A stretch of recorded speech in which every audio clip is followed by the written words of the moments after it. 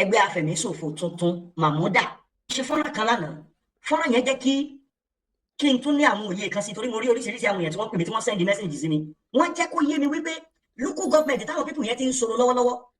ó dẹ̀ pé Ṣakí àbí Ṣẹ̀yìn, ìlú méjèèjì yẹn, ó dẹ̀ pé Ṣakí, wọ́n ní is very close to that Ṣakí. Now ẹ̀yin tẹ́ bá fídíò mi lánàá, ẹ rí pé mò ń pariwo nǹkan kan pé gbogbo àwọn ọmọ Yorùbá, because àwọn people ti wà nípínlẹ̀ Kwara, even according to the news, mo dẹ̀ láwọn evidence ń bì. Ó ti tó bí ijọ́ mélòó kan tí àwọn ìwé ìròyìn kan ti ń gbé ọ̀rọ̀ yẹn wípé àwọn ẹgbẹ́ tuntun míì afẹ̀míṣòfò kan ti dé o, wọ́n ti dé o. Now ìṣọwọ́sọ̀rọ̀ wọn ó terrible, the way they are killing people kì í ṣe nǹkan tó burú jáì, àbí ó jẹ́ nǹkan tó burú jáì. Now láríjà ariwo tèmi tí mò ń pa òní wípé bí gbogbo àwọn ìpínlẹ̀ tó fi tí wọ́n pààlà pẹ̀lú ìpínlẹ̀ Kwara tó jẹ́ ìpínlẹ̀ Yorùbá bá a ṣe máa ṣe ètò ààbò wa tó máa pàápàá jùlọ ìpínlẹ̀ Ọ̀yọ́, gbogbo ẹ̀yin ọmọ ìpínlẹ̀ Ọ̀yọ́ ẹ tètè ké sí gómìnà Ṣèyí Mákindé kó gbé ìgbésẹ̀ tó lágbára. Now lẹ́yìn yẹn gbogbo ẹ̀yin ọmọ ìlú Ṣakí gan, gbogbo ẹ̀yin tẹ́ wà lókè Ògùn, this is the time tí gbogbo wa gbọ́dọ̀ fọwọ́ ṣiṣẹ́ papọ̀. Bẹ́ẹ̀ ni mo sọ fún wa, káwọn pípù máa ráyè gbàbẹ̀ yẹn wọlé. Ẹnìkan kan tẹ̀ bá mi sọ̀rọ̀, ó ní gbogbo kìíní is political motivated stuff, àwọn olóṣèlú kan ló wà ń di kìíní, I don't know. Ṣùgbọ́n tó jẹ èmi lógún tó ṣe pàtàkì sí èmi gẹ́gẹ́ bí ọmọ Yorùbá, oníbàwọ̀ kìíní burúkú yóò ṣe ní ráyè o láti wọlé sọ́dọ̀ tiwa. Ẹ má dẹ̀ gbàgbé pé èmi làwọn ìpínlẹ̀ Ọ̀yọ́, àwọn ìpínlẹ̀ yẹn tóbi, oríṣiríṣi igbó ló wà ń bẹ̀ tó jẹ́ pé kò kàn tí ẹ̀sẹ̀ tó ń sọ bẹ́ẹ̀, kò sí nǹkan kan, àwọn igbó yẹn kàn wà ń bẹ̀. Now tí wọ́n bá wá lè ráyè láti wọlé, gòbédé nìyẹn o, gbogbo ìpínlẹ̀ tó kù ṣe kí ni wọn ò safe. Ìyẹn nǹkan mo dẹ̀ máa ní àwọn fọ́nrán kan bíi tí mo fẹ́ fi hàn yín yẹn wá. Now ẹlẹ́ẹ̀kejì tẹ́ bá ń wò Samuel Ekpa, ṣẹ̀rẹ́ ti Samuel Ekpa tó náà ń jà fún òmìnira ní ilẹ̀ Ìgbò tí wọ́n mú ní Finland. Wọ́n ti dájọ́ Samuel Ekpa, wọ́n ń gbé Samuel Ekpa bọ̀ wá sílé ilé ẹjọ́ tó wà ní orílẹ̀-èdè kíkẹ́tẹ̀ là ń pe orílẹ̀-èdè yẹn. I'm sorry, ẹ̀yin tẹ́ bá rántí country tí Samuel Ekpa wà, ẹ jẹ́ bá ń type sí comment section. Wọ́n ti ní kí wọ́n extradite padà wá sílé wá wá jẹ́jọ́. Wọ́n ní ká extradite wá sílé. Ẹ̀ẹ́dẹ̀ rí pé ìjọba Nàìjíríà sáà ń gbìyànjú pé bàbá yìí máa wálé sẹ́, ó máa wálé sẹ́. Orílẹ̀-èdè ilé ẹjọ́ wọ́n ti gbé ìdájọ́ kalẹ̀ lónìí, wọ́n ní kí wọ́n máa gbé Samuel Ekpa bọ̀ wá sí Nàìjíríà. July ni wọ́n máa gbé wálé. Ìyẹn ara ń tà fẹ́ fi ṣètò náà ni. Ṣùgbọ́n ẹja bẹ̀rẹ̀ àwọn ètò yẹn báyìí. Lọ́sẹ̀ tó kọjá oríṣiríṣi fídíò là ń rí nípa àwọn ẹgbẹ́ burúkú tá à ń sọ yìí bí wọ́n ṣe ń ṣòro nípínlẹ̀ Kwara. Ó kàtẹ́ jẹ́ báwọn Kwara kan láwọn ń ṣe Yorùbá, Fúlàní làwọn. Ẹ má dẹ̀ gbàgbé Kwara yìí tẹ́lẹ̀ ara àwọn ìpínlẹ̀ Yorùbá ni o. Ẹ má gbàgbé pé nínú ìpínlẹ̀ Kwara ni wọ́n ti yọ Kogi jáde tí wọ́n ṣàgbọ́ ọgbọ́n àlùmọ̀kọ́rọ́ yìí. Wọ́n ní àwọn ni àwọn ìpínlẹ̀ méjèèjì Kogi àti Kwara, wọ́n ní North Central àwọn kà wọ́n kún pé wọ́n sí lára South mi, automatically wọ́n kà wọ́n sọ́dọ̀ ara wọn. Now mo tún rí ọ̀rọ̀ kan náà lánàá tí bàbá kan ṣe T.Y. Danjuma àbí kí lórúkọ bàbá yẹn o, one retired major general tó lẹ́nu nínú iṣẹ́ ológun tẹ́lẹ̀ níwá yẹn, tó náà tó sọ̀rọ̀ wípé ibi tọ́rọ̀ dé dúró àkókò ti tó tí everybody gbọ́dọ̀ defend ara ẹ̀ wípé what is going on in the country now. Ó ní pé ìjọba ò rí nǹkan kan ṣe sáwọn tí wọ́n ń pààyàn. Ẹ wo àwọn ìṣẹ̀lẹ̀ burúkú. Mo ní àwọn fídíò kan bíi téèyàn ò lè fi hàn yàn bí mo ṣe ní mo jẹ́ ọkùnrin tó ara mi ń gbọ̀n bí mo ṣe wo àwọn kinní burúkú yìí, bí wọ́n ṣe ṣe àwọn ọmọ kéékèèké, àwọn ọmọ tí ò lẹ́sẹ̀ tí ò dá kankan mọ̀. Thank you sir T.Y. Danjuma. Bí wọ́n ṣe ń ṣe àwọn èèyàn níṣekúṣe nípínlẹ̀ Benue àti nípínlẹ̀ Plateau, ó terrible. Ẹ má dàgbà gbé ní nǹkan bí oṣù kan sẹ́yìn ó lé díẹ̀, ẹni tó jẹ́ ọ̀gá àgbà, mo fẹ́ rán wa létí àwọn nǹkan tí mo sọ sẹ́yìn ni o, fún àwọn àjọ DSS pèdè kan.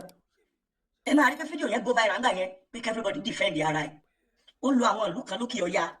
nígbà tí Boko Haram yọ wọn lẹ́nu bí wọ́n ṣe ṣe kíni, bí wọ́n ṣe defend ara wọn tí wọ́n lé àwọn Boko Haram, bí wọ́n ti wọ́n pa àwọn Boko Haram kan. Máa yẹn wá ń sọ àwọn ọ̀rọ̀ yẹn kó wá dé level kan. Ó ní gbogbo ẹ̀yin communities nílẹ̀ Yorùbá, máa yẹn lo ìpínlẹ̀ Ògùn tí wọ́n ti wá pé nílùú táwọn ti wá ń bẹ̀ gangan, àwọn làwọn ìgbésẹ̀ kan táwọn ń gbé táwọn ń gáàdì àwọn èèyàn wọn láti lè defend ara wọn. Máa yẹn wá pèdè kan wípé ẹ wá sọ́dọ̀ àwọn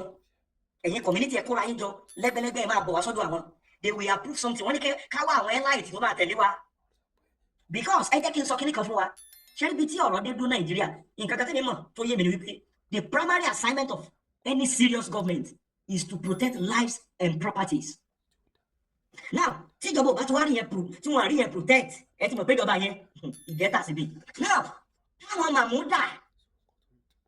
àwọn local government wọ́n gbà nípínlẹ̀ Kwara náà ẹ jájọ fídíò yìí náà. This is governor Kwara lánàá òde ilé yìí o fídíò tẹ́tẹ́ wò yìí àná òde yìí ni governor yẹn ló lọ sí àwọn local government yẹn. Governor nìkan kọ́ ló dáná pẹ̀lú àwọn ọ̀gá ológun àtàwọn ọ̀pọ̀lọpọ̀ àwọn ọlọ́pàá ni wọ́n lọ síbẹ̀ yẹn. According to the news yẹn bá ṣe rí wọ́n ní wọ́n lọ kí àwọn èèyàn kan lọ bẹ́ẹ̀ àwọn ọba wọn lọ bí ẹ ti ń gbàbọ̀dé ẹ ti ń ṣe kinní kan. Ṣùgbọ́n ẹ má gbàgbé according to bọ́ọ̀rọ̀ àwọn Mahmuda ṣe jẹ́ ìgbà táwọn tó ṣèwádìí lórí ọ̀rọ̀ pé ibo làwọn ẹgbẹ́ yìí pé wọn ò tún jẹ́ Mahmuda wọ́n jẹ́ kó yẹ wípé àwọn fashion kan tó ya kúrò lára Boko Haram Sèkáù àwọn ni wọ́n dá Mahmuda lẹ̀. Tẹ bá rí bó ṣe wọ́n operate gbogbo àwọn tí wọ́n ti take gbogbo àwọn ìlú tí wọ́n ti take over tí wọ́n ti ń ṣàkóso yẹn wọ́n wá ń gba lẹ́bì lọ́wọ́ wọn àwọn ni wọ́n ń fún wọn lẹ̀ àwọn ni wọ́n ń ṣèdájọ́ àwọn ni wọ́n ṣàṣe bó ṣe wù wọ́n. Now this is the reason why tó jẹ́ pé àwa Yorùbá gbọ́dọ̀ slack nírú táìmù yìí torí tá a bá lọ slack bẹ̀rẹ̀ ó léwu tó bá ti lè ráàyè wọlé sáàrin wa àti ilé wọn jáde kò yí sí o. Now kí ni mò ń gbìyànjú láti sọ fún wa ó ní wípé ṣẹ́rẹ́ àwọn pípù yìí tá a bá lè gọra wa pẹ́rẹ́ kí wọ́n ráyè wọlé to drive them out ó máa difficult o. ẹ gbogbo àwọn ìpínlẹ̀ lókè ọ̀yà yẹn tí wọ́n ti ń sọṣẹ́ láti jọ́rìn more than 15 years wọn rí nǹkan kan sí sí bó kàn tẹ̀ jẹ́ báwọn èèyàn wọn náà lọ́wọ́ ń díẹ̀ ìyẹn ò ká wa ṣùgbọ́n how to defend our land ẹ má dẹ̀ gbàgbé agenda burúkú náà pípé ìtìlẹ̀ tẹ́lẹ̀ agenda wọn is very clear if you see the way they operate ẹ máa mọ̀ wípé agenda wọn ni pé they want to gbalẹ̀ wọ́n fẹ́ gbalẹ̀ ńlẹ̀ tẹ bá wọ bí wọ́n ṣe operate káàkiri gbogbo àwọn orílẹ̀-èdè tí wọ́n ti ń sọ sẹ́sẹ́yìn ní West Africa North Africa ní gbogbo táwọn kìíní Fúlàní burúkú yẹn wà ẹ máa rí pé ọgbọ́n tí wọ́n ń lò nìyẹn wọ́n ṣetán láti ṣe kíni láti gbalẹ̀ onílẹ̀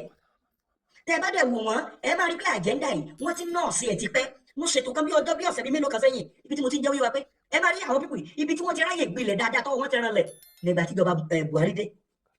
ẹ wo ohun tí wọ́n fi ojú àwọn èèyàn rí ájùlọ nípínlẹ̀ Ọ̀yọ́ lókè Ògùn now wọ́n tún ti fẹ́ mọ́ wọlé sí wa lára o gbogbo ẹ̀yin aráàlú Ṣakí gbogbo ẹ̀yin tẹ́ wà lókè Ògùn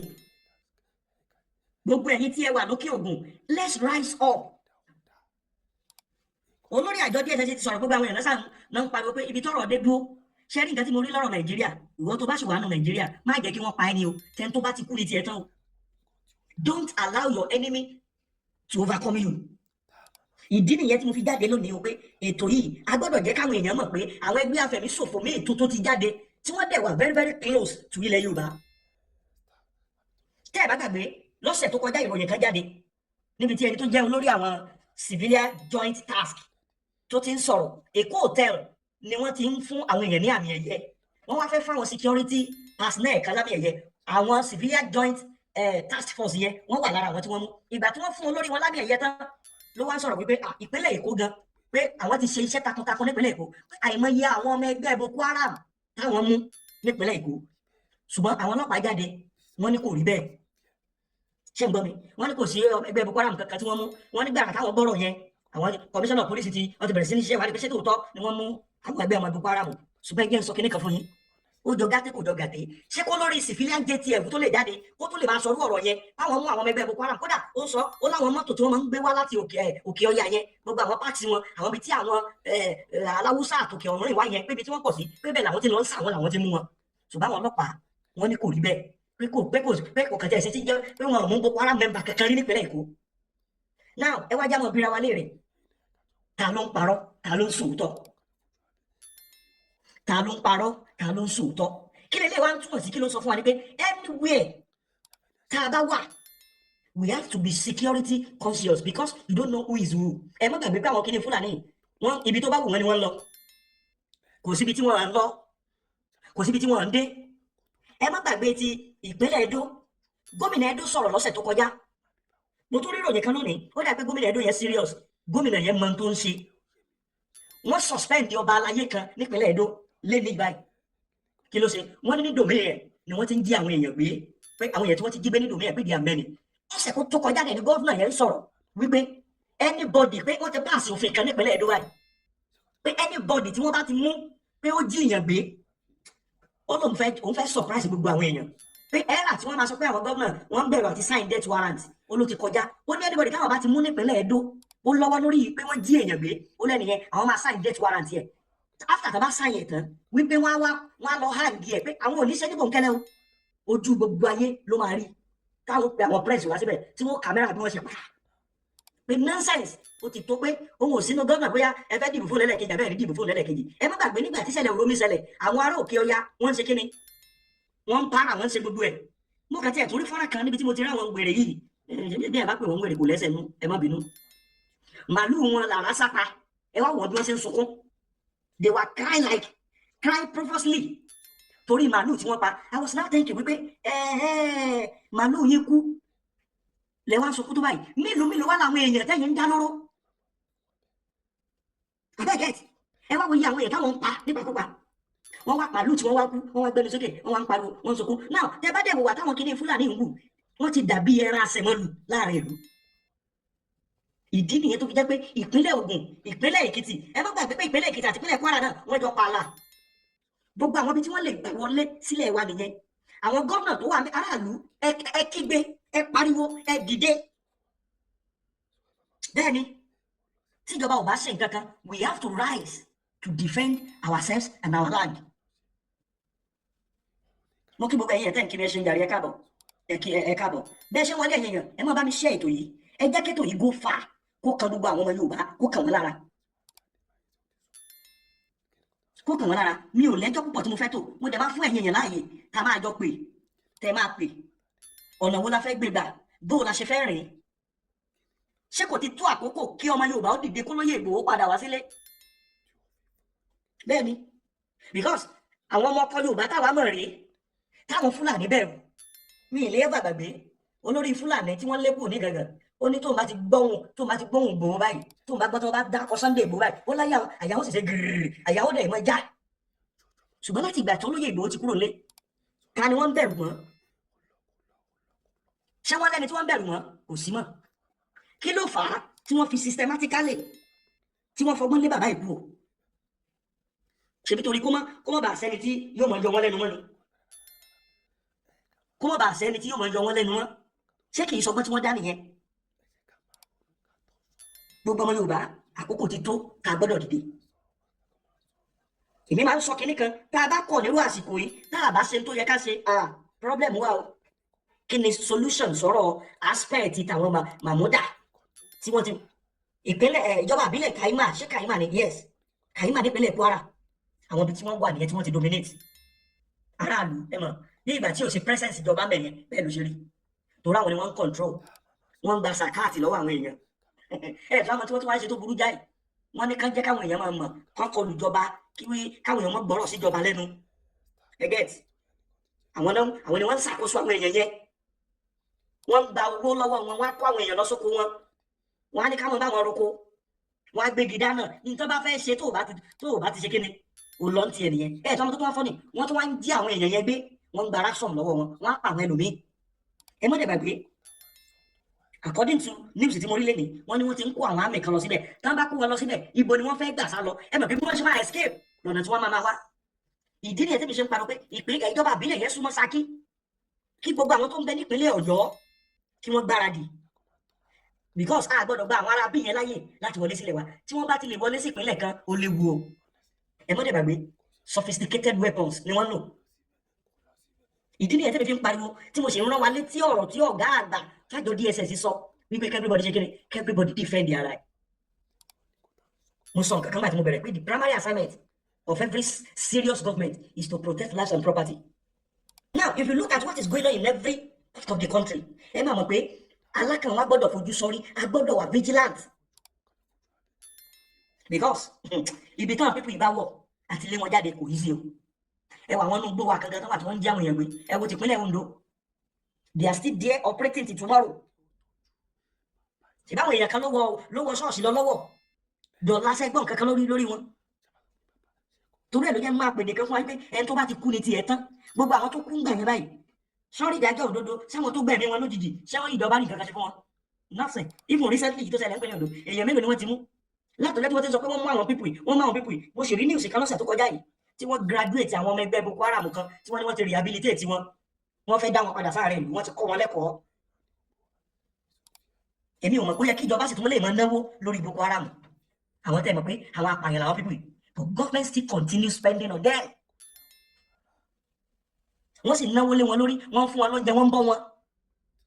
kẹ́ ẹ lè mọ̀ fọ́rọ̀ Nàìjíríà the only solution sọ̀rọ̀ wa tá à ń tẹnumọ́ láti jọ yìí ni and I will continue to say it kọ́lọ́mú ṣe kí ni kọ́lọ́mú dọ́mú yẹ́ ẹ̀ gbé tí bàbá dájú àyìn náà bá tó lè jáde tó ní everybody defend yourself ó sọ categorically ni pé n tó wà lẹ́yìn pé agbára ìjọba ò ká ọ̀gá àjọ DSS náà dẹ̀ ti sọ wípé tẹ́ bá dẹ̀ wò dáadáa tẹ́ bá dẹ̀ wò dáadáa tá a wò dáadáa tó ń tọ́ ságbára ìjọba ká tó bá ṣe é ṣe kó lórí àjọ DSS sọ̀rọ̀ olórí àwọn ọ̀tẹlẹ̀múyẹ́ ní Nàìjíríà ibi tọ́nà dé dúró government security alone cannot solve this problem agbára wọn ò ká mélòó gan làwọn àmì tó mẹ́ Nàìjíríà mélòó làwọn ọlọ́pàá majority of these people àwọn security personnel àwọn olóṣèlú àwọn olówó ni wọ́n ń tẹ̀lé kiri tẹ́ ẹ bá rí olóṣèlú kan bóyá sẹ́nẹ́tọ̀ kàbí gọ́fúnà kan tó bá wá sádùúgbò kan ẹ wá wòye security personnel tó máa wà lẹ́yìn ẹ̀ ṣùgbọ́n aráàlú ò ṣe kíni torí ẹ̀ lẹ́fíbọ́dì fi gbọ́dọ̀ ṣe kíni defend ara ẹ̀. Hello. Yes sir. Nǹkan tẹ̀lé rí tí mo rí pé ní ìṣe solution because ẹ̀yin pé sọ pé mẹ́rìnwá ká gbé olóyè Sunday Igboho wá. Bẹ́ẹ̀ni. It's a very good suggestion. It's a very good one. But tá a bá gbé olóyè Sunday Igboho wá ká wá ǹjẹ́ àwọn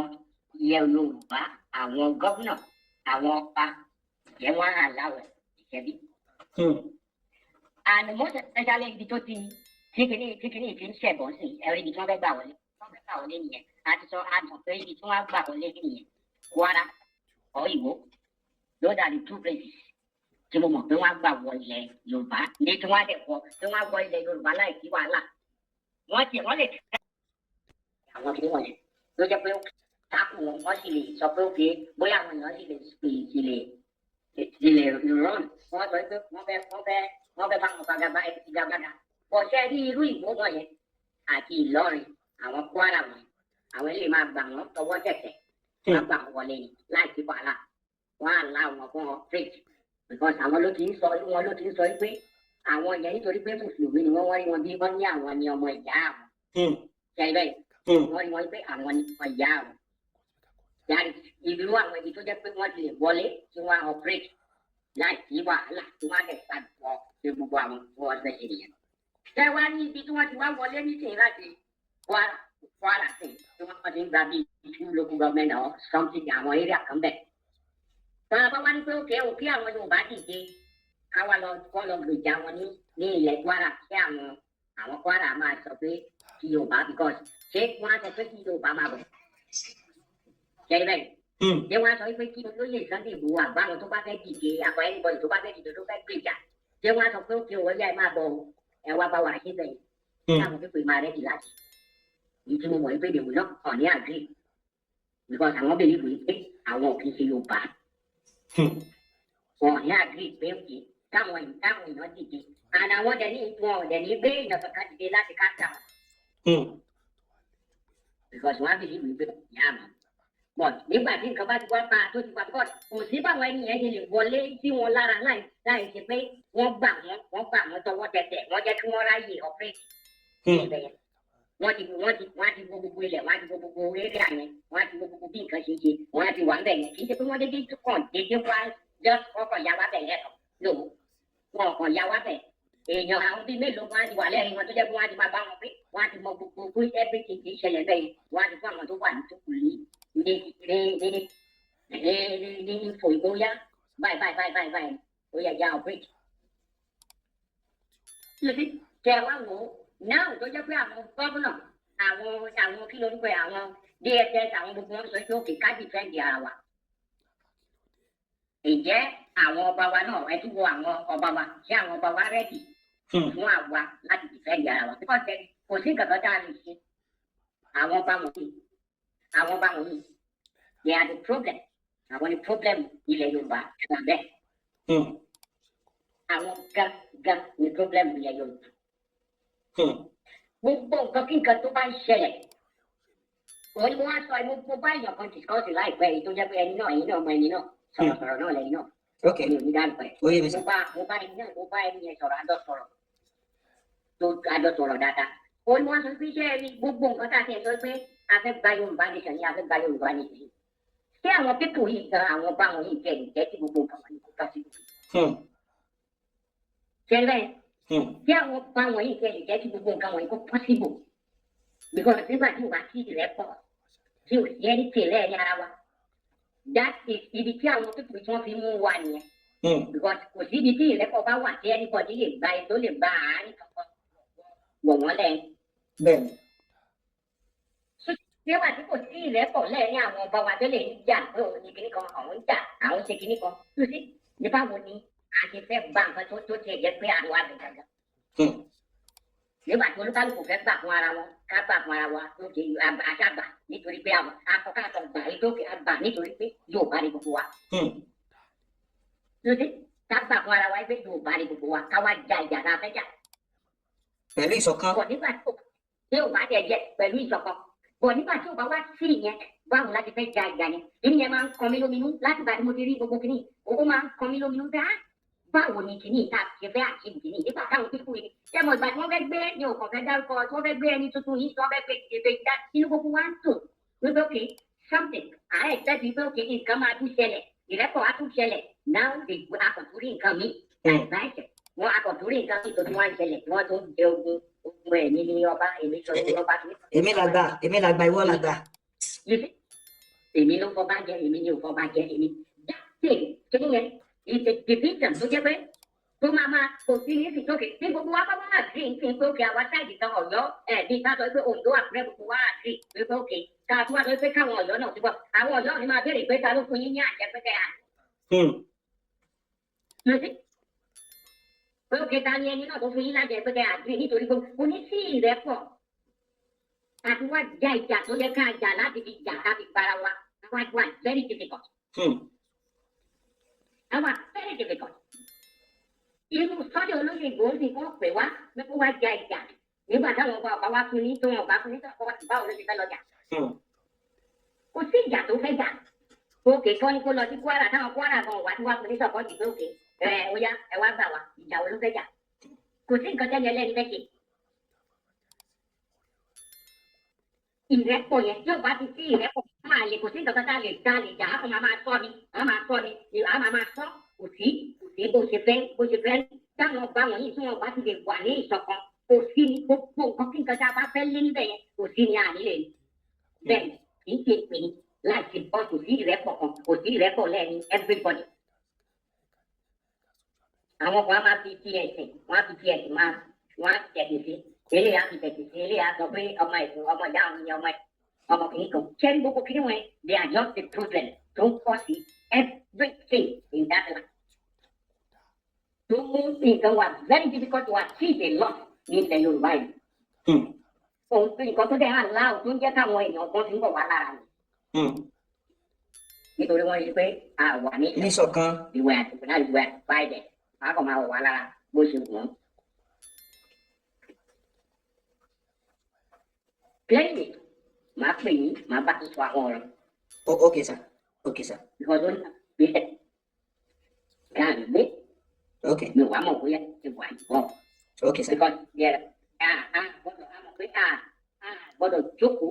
káfọ̀ máa wò báyìí. Bẹ́ẹ̀ni. A gbọ́dọ̀ kọ́kọ́ ṣe kí ni ẹ̀kọ́ ìrẹ́pọ̀ lẹ́yìn àwọn ọba wọ̀nyí. A lè ṣe nǹkan tá a gbọ́dọ̀ wà ní. Bẹ́ẹ̀ni. Nǹkan tá a gbọ́dọ̀ wà ní. Ìdí à ń try láti rí pé a fẹ́ kó àwọn èèyàn kan pọ̀. Because there is a group tó jẹ́ pé register under the federal government on behalf of Yorùbá people. The new group. Hello sir.